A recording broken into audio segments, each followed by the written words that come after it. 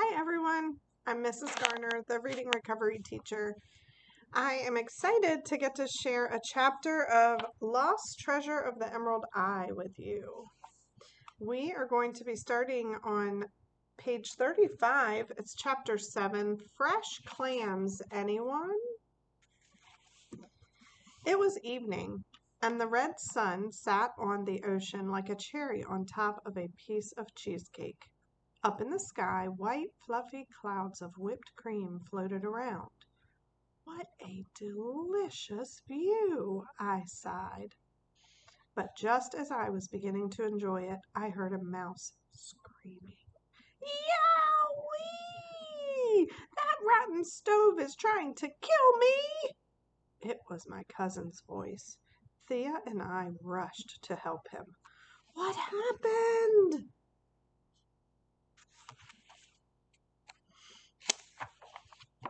What is it? We squeaked together.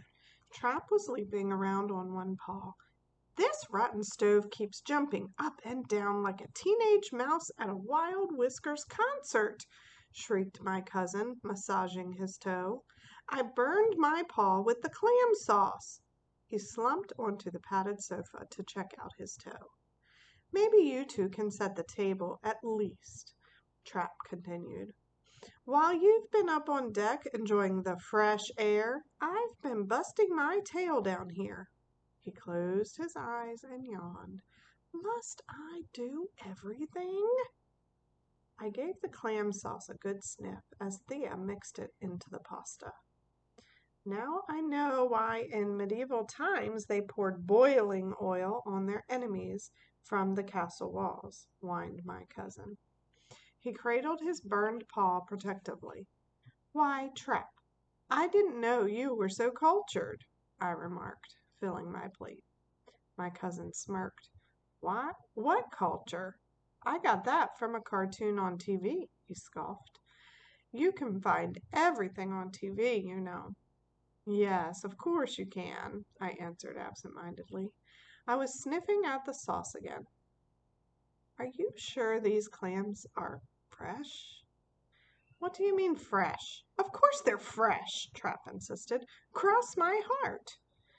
It's just that they smell sort of like a skunk at a cheap perfume counter, I offered. My cousin jumped off of the sofa. Are you calling me a liar? He shouted.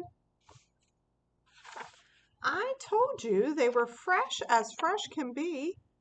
If you don't believe me, fine. I guess you just enjoy hurting my feelings. Thea grabbed a slice of bread and headed for the stairs. It's my turn to stand watch, she chirped, racing away. I hesitated for a moment, then began to eat very slowly. I don't think I'll have any clams after all. I lost my appetite, said Trap, nibbling some bread and cheese. At 2 o'clock that morning, I woke up with a horrible stomach ache. I dashed to the bathroom, my glasses dangling off my snout. Seconds later, I tripped over the bath mat, banged my snout on the medicine cabinet, and plopped onto the toilet. Suddenly, I had a horrible thought. Could it be the clams that made me sick? Just then, the bathroom door opened wide. Looking half asleep, Trap peered into the bathroom. Then he covered his nose with both paws. What are you up to? Building some kind of stink bomb? He coughed.